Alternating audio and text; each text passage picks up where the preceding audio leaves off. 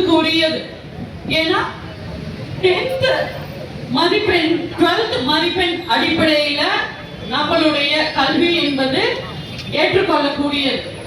12th மதிப்பெண் அடிப்படையில மருத்துவ கல்லூரிகள்ல நம்மளால படிக்க முடியும் அப்படிங்கிற அந்த தகுதி மட்டுமே போதும்.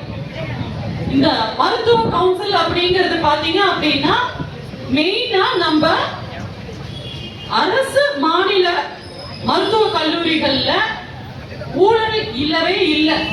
அவங்க மருத்துவ அசோசியேஷன்ல சொன்னது என்ன அப்படின்னா தனியார் மருத்துவ கல்லூரிகள்ல நடைபெறுகின்ற ஊழலை ஒழிப்பதற்காக தான் நீட் அப்படிங்கறத கொண்டு வராங்க. அப்படியான நீட் நம்மளுடைய நம்ம அந்த சிலபஸை தாண்டி அரசு பள்ளி மாணவர்களுக்கு அந்த சிலபஸை தாண்டி இருக்கும் பொழுது அவங்களால அதை படிக்க முடியல.